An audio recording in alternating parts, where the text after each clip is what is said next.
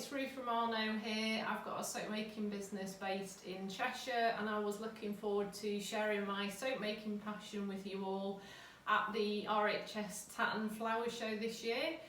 But instead, as it's been cancelled, I've been invited to take part in the RHS Tatton at home, so you can enjoy it from the comfort of your own home. And I'm going to quickly show you a demonstration of making cold process soap today, which is the traditional soap making technique.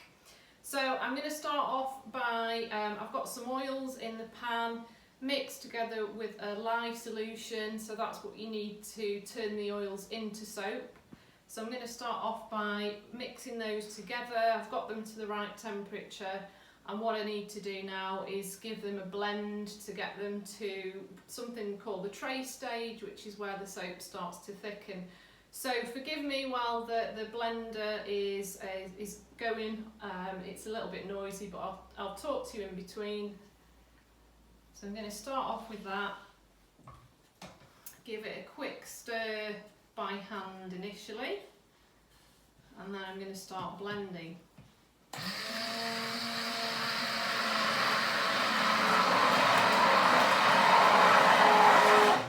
So traditional soap makers would actually hand stir the soap, which would take about 4 hours, but today we've got blenders to help us get the soap to tray stage in a matter of minutes rather than hours, so it won't take very long. I'll give it another stir.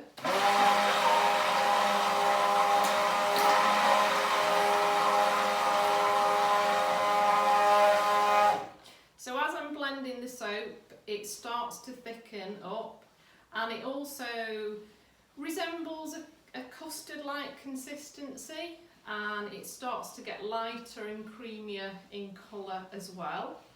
So I think one more blend should probably do the job. So I'm going to do one more and then just check where we are at.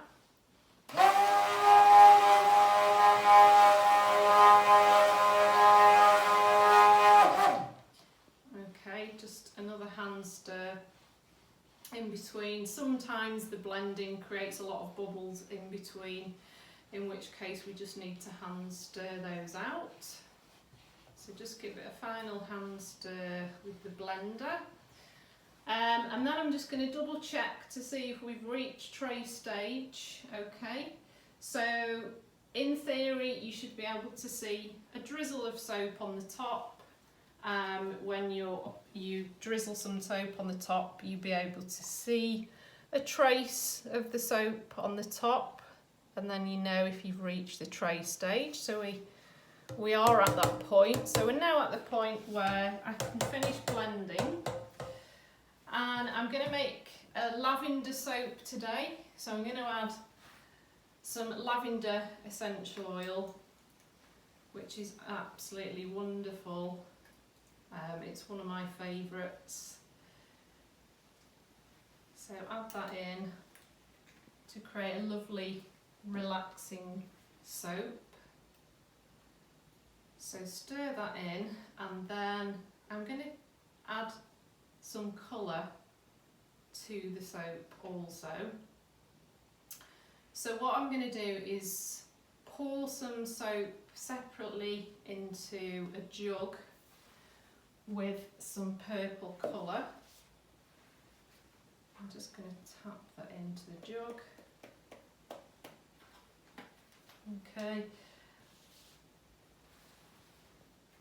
And pour some into there.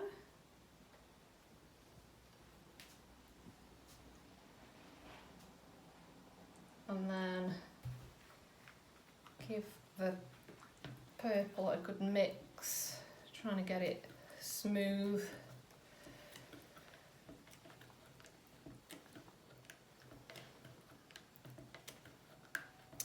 So what we're going to do is I'm going to use some small loaf cases today for the soap that I'm making, and they do make the perfect size and shape for bars of soap. Okay, so that's smooth enough. So I'm going to start by pouring in the plain soap first.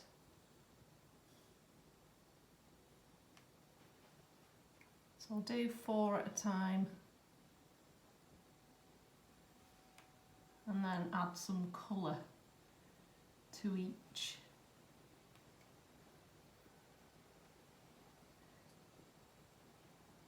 So you do need quite a steady hand to pour.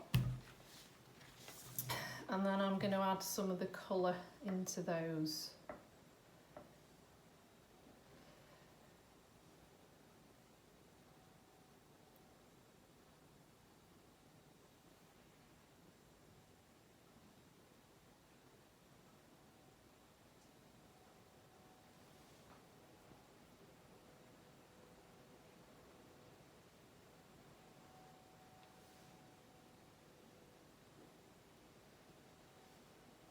Okay, got a little bit more to go.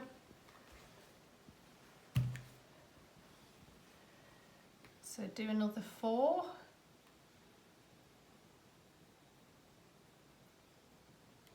See if I can get another 4 out.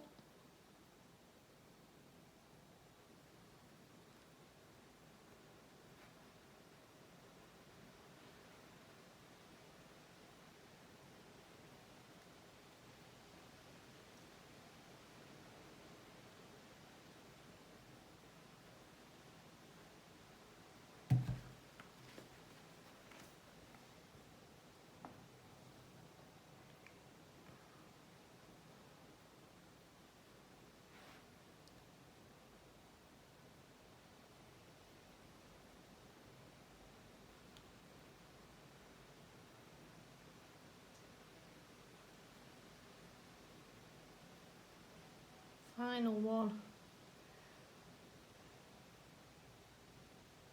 Okay, so we've got 8 bars of lavender soap there, so they will take up to 24 hours to firm up, and we'll be able to use those once they're fully cured. They need at least 4 weeks to complete the saponification process, to complete the curing process, so there is a little bit of waiting time involved there before you can actually use the soap. But if you want to find out a bit more about soap making and the soap making process, do have a look at my website ruthromano.com, and I hope to be able to join you at one of the flower shows at some point in the future. So thanks for watching today.